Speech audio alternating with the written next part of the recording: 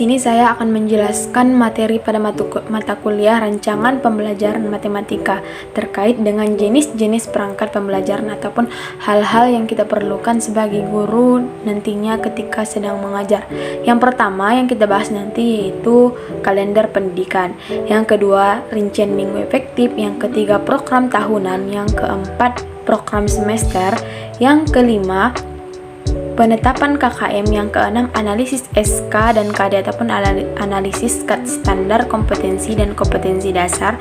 Dan yang terakhir yaitu silabus. Yang pertama yaitu kalender pendidikan. Apa sih kalender pendidikan itu? Kalender pendidikan adalah pengaturan waktu untuk kegiatan pembelajaran peserta didik selama 1 tahun ajaran yang mencakup permulaan tahun pelajaran, minggu efektif belajar, waktu pembelajaran efektif, dan hari libur. Nah, kalender pendidikan itu juga merupakan suatu yang merencanakan kegiatan akademik selama semester tersebut berjalan, di mana kalender tersebut harus dipatuhi ataupun ditaati oleh seluruh sivitas akademis dalam suatu intuisi. Kalender akademik adalah keseluruhan penyelenggaraan kegiatan proses pembelajaran yang disusun oleh universitas dalam 1 tahun akademik, di mana fungsinya juga sebagai kegiatan pembelajaran agar proses pembelajaran dapat berlangsung secara efektif. Nah, mungkin teman-teman sudah tahu kan gimana sih tampilan dari kalender akademik, di mana kalender akademik ini memiliki bedanya dengan kalender biasa, yaitu kalender akademik di situ sudah ada terperinci baik dia kapan hari libur, kapan dia hari efektif ataupun minggu efektif, dan kapan hari libur nasional, dan ditandai oleh sebuah warna. Adapun komponen-komponennya, yang pertama awal tahun ajaran, yang kedua hari belajar efektif, ketiga pembelajaran efektif, yang keempat hari libur. Nah, untuk lebih jelasnya mari kita lihat mengenai tampilan dari kalender akademik. Di sini saya sudah menampilkan mengenai kalender akademik ataupun kalender pendidikan, di mana kalender ini saya ambil dari kalender pendidikan Sumatera Utara pada tahun ajaran 2022 dan 2023. Nah, teman-teman sudah melihat di sini ada beberapa kotak yang berwarna, baik dia warna kuning, warna merah, warna ungu, warna abu-abu, dan juga di mana semester ganjil dimulai pada bulan Juli, sedangkan semester genap dimulai pada bulan Januari. Nah, di sini sudah ada beberapa keterangan mengenai hari-hari yang berwarna pada kalender akademik. Nah, itu yang tadi saya sudah bilang bahwa perbedaan dari kalender biasa dengan kalender akademik, yaitu kalender akademik itu sudah terperinci mengenai jadwal ataupun kegiatan pembelajaran selama 1 tahun, baik di hari libur nasional, hari libur semester, dan beberapa kegiatan pendidikan lainnya. Selanjutnya kita masuk pada rincian minggu efektif. Rincian minggu efektif ini merupakan perhitungan hari dan minggu efektif yang digunakan untuk mengatur kegiatan pembelajaran di sekolah. Tujuannya yaitu kita bisa menyusun dan merencanakan program pembelajaran kita sebagai guru di kelas selama 1 tahun pelajaran.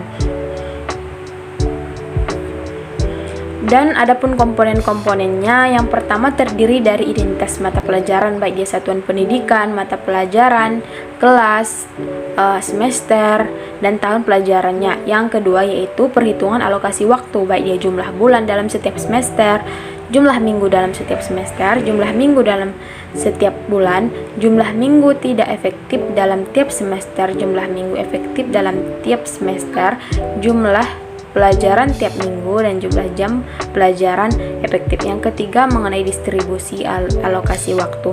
Nah, di samping ini sudah saya tampilkan bagaimana sih format dari rincian minggu efektif, di mana di sini sudah termuat semua komponen-komponennya. Di sini saya buat satuan pendidikannya itu SMA Negeri 1 Batang Natal dengan mata pelajaran matematika wajib kelas 11 semester ganjil pada tahun pelajaran 2022-2023. Nah, di sini saya hanya mencantumkan mengenai rincian minggu efektif selama semester ganjil saja, baik dimulai dari bulan Juli sampai Desember, dan banyak minggunya ini dihitung.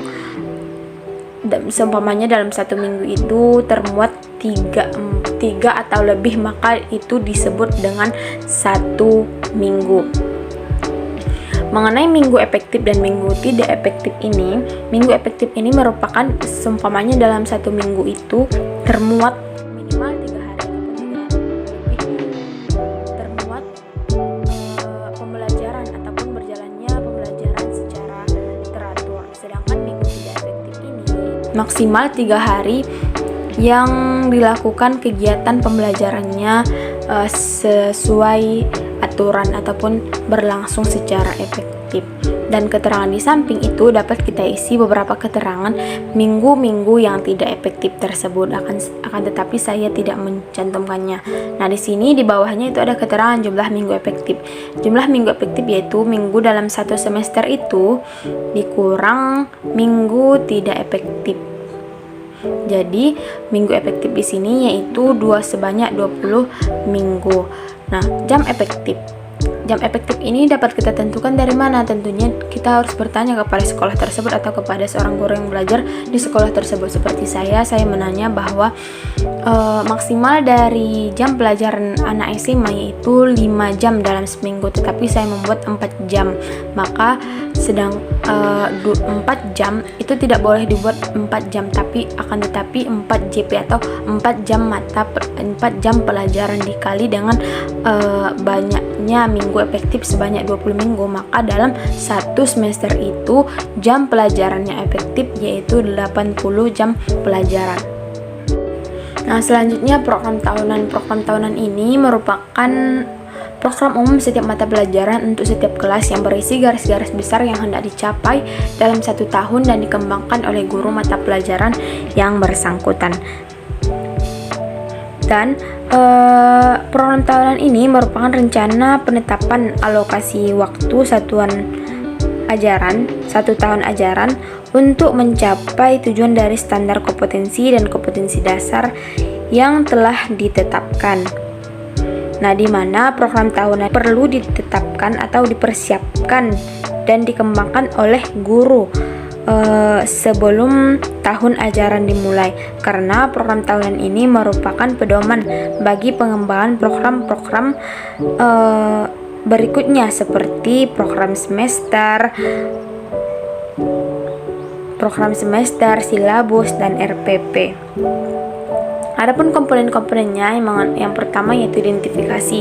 Di identifikasi ini memuat satuan pendidikan, mata pelajaran, tahun pelajaran, kelas, semester, dan di bawahnya, dan untuk lebih jelasnya teman-teman bisa melihat yang saya tampilkan di sampingnya. Di sini sudah termuat temanya program tahunan. Yang selanjutnya ada identifikasi, nama sekolah, mata pelajaran, kelas, tahun pelajaran, semester, dan di bawahnya itu ditampilkan mengenai KI ataupun kompetensi inti. Ini wajib ya teman-teman. Yang selanjutnya di bawahnya ada jumlah jam ataupun jam pelajaran efektif, dan di bawahnya itu kita buat tabel. Yang pertama tabel semester, dia semester ganjil, semester genap, tapi saya di sini menampilkan semester ganjil saja.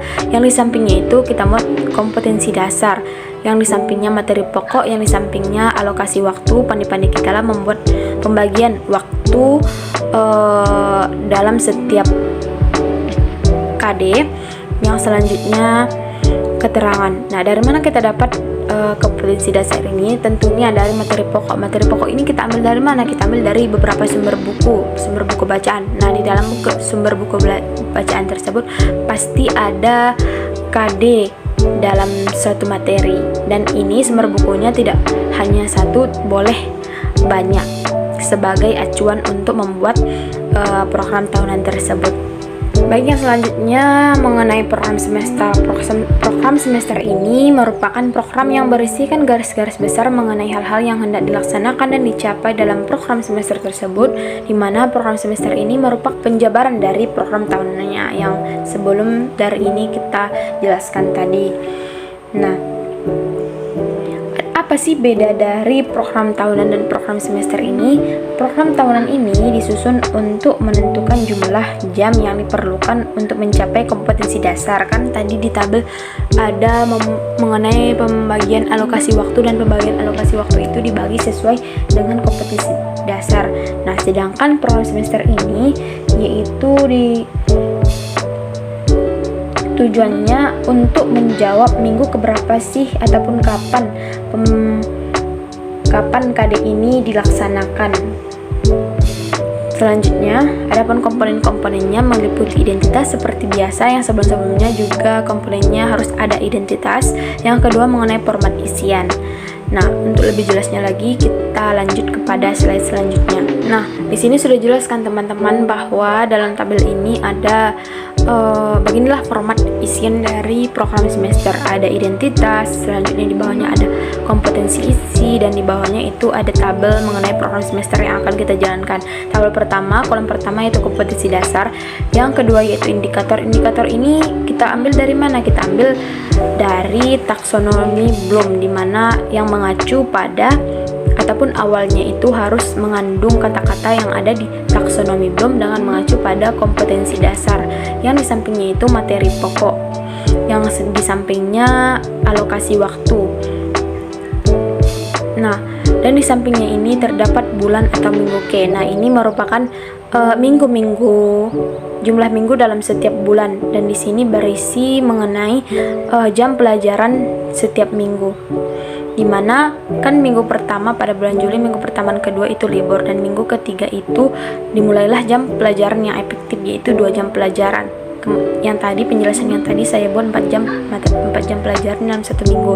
Berarti pada minggu keempat itu 2 jam pelajaran lagi. Begitu juga dengan bulan-bulan selanjutnya atau minggu selanjutnya.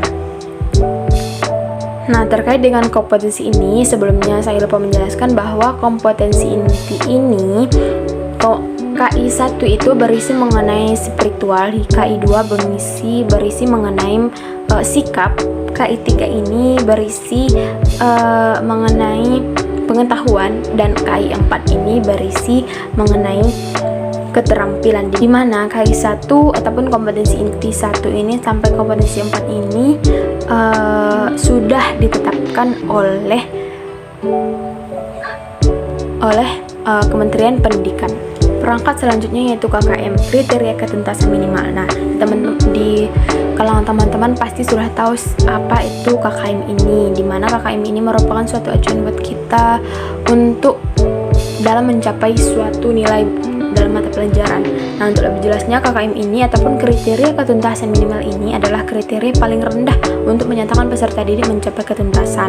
KKM ini harus ditetapkan di awal tahun pelajaran oleh satuan pendidikan berdasarkan hasil musyawarah guru mata pelajaran dalam satuan pendidikan atau beberapa satuan pendidikan yang memiliki karakteristik yang sama.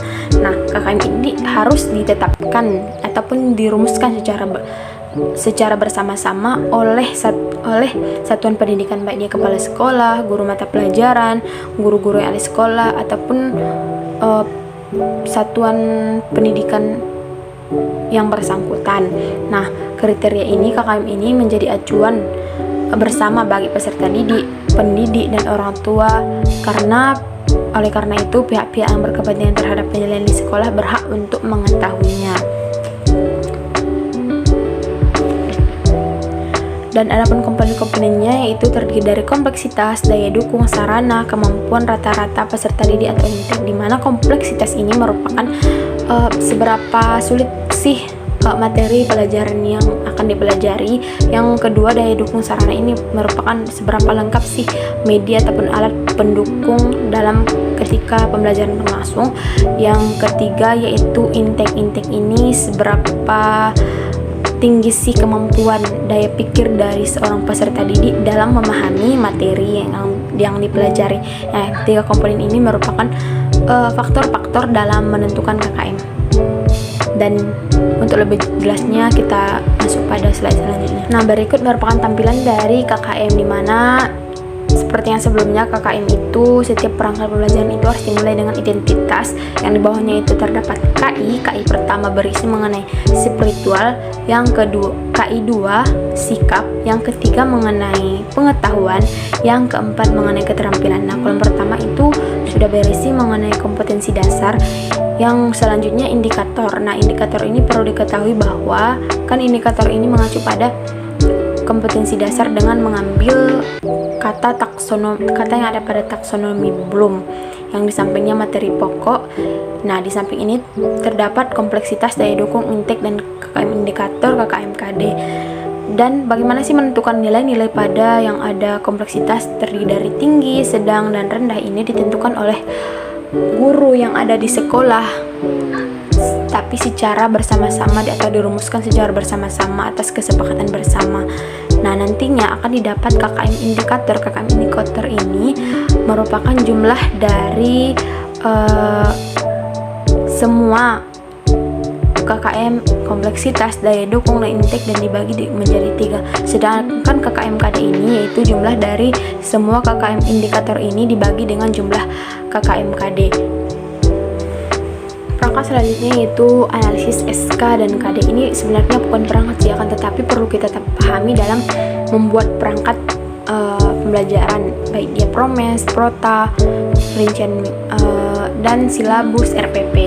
Nah, di sini dikatakan bahwa di dalam Permendikbud nomor 24 tahun 2016, kompetensi ini pada kurikulum 2013 merupakan tingkat kemampuan untuk mencapai standar kompetensi lulusan yang harus dimiliki seorang peserta didik pada setiap tingkat kelas, di mana kompetensi terdiri dari kompetensi sikap spiritual, sosial, pengetahuan, dan keterampilan. Kompetensi inti dan kompetensi dasar digunakan sebagai dasar untuk perubahan buku teks pelajaran pada pendidikan dasar dan pendidikan menengah. Nah, tadi sudah saya jelaskan sedikit bahwa kompetensi ini terdiri dari KI1, KI2, KI3, dan KI4, di mana KI1 berisi mengenai sikap spiritual, KI2 mengenai sikap sosial, yang ketiga mengenai sikap pengetahuan, dan yang keempat mengenai keterampilan. Nah, seorang pendidik ataupun guru itu harus mampu menganalisis KIKD ini dan indikator. Hal ini dikarenakan kualitas dan efektivitas proses pembelajaran sangatlah ditentukan oleh mutu perencanaan, pelaksanaan, dan penilaiannya. Perencanaan, pelaksanaan, dan penilaian ini dapat berjalan dengan efektif hanya apabila silabus, RPP, perangkat penilaian, dan bahan ajar dikembangkan berdasarkan analisis KI, KD, dan indikator. Nah, KI ini berfungsi sebagai unsur pengorganisasian ataupun merupakan pengikat untuk organisasi vertikal dan organisasi horizontal. Sedangkan kompetensi dasar ini merupakan kompetensi setiap mata pelajaran untuk setiap kelas yang diturunkan dari KI.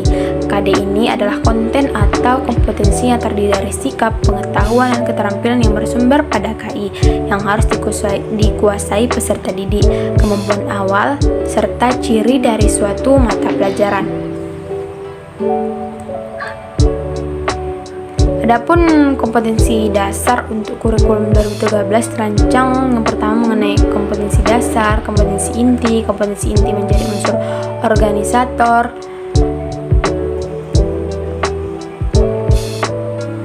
Nah, di sini ada kata-kata indikator. Apa sih yang disebut dengan indikator? Indikator ini merupakan penjabaran dari kompetensi dasar yang menunjukkan tanda-tanda perbuatan dan respon yang dilakukan atau ditampilkan oleh peserta didik. Dan indikator ini pastinya seperti yang saya bilang tadi, di kata awalnya itu harus termuat dalam taksonomi. Belum, teman-teman bisa mencarinya di internet.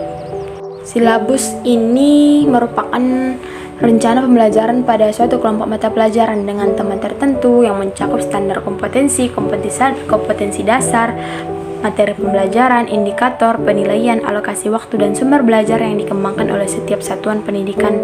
Silabus merupakan acuan dalam penyusunan rencana pembelajaran, pengelolaan kegiatan pembelajaran, dan pengembangan penilaian hasil belajarnya. Adapun komponen-komponennya tentunya harus memiliki identitas mata pelajaran. Yang selanjutnya pastilah ada KI, KD, tema, materi pokok, kegiatan pembelajaran, penilaian, alokasi waktu, dan sumber belajar. Nah, untuk lebih jelasnya kita dapat melihat pada tampilan slide selanjutnya. Nah, berikut tampilan mengenai silabus. Pastinya ada satuan ataupun identitas, baik di satuan pendidikan, mata pelajaran, kelas, dan tahun pelajaran. Di bawahnya itu terdapat beberapa tabel dari komponen-komponen tadi, termasuk KD, indikator, materi pembelajaran, kegiatan pembelajaran, sumber belajar, dan penilaian. Nah, sumber belajar ini baiknya itu banyak kita buat agar dapat mendukung seberapa pastinya mengenai mata materi pembelajaran kita, ataupun ketika kita memiliki banyak referensi atau akan memudahkan kita dalam menyusun silabus ini.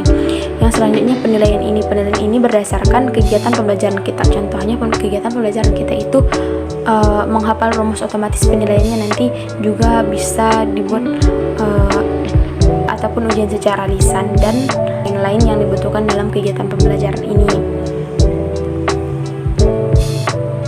Nah, pada kesimpulannya teman-teman, terkait dengan perangkat pembelajaran ini sangat perlu bagi seorang guru untuk menentukan ataupun menentukan materi yang disampaikan,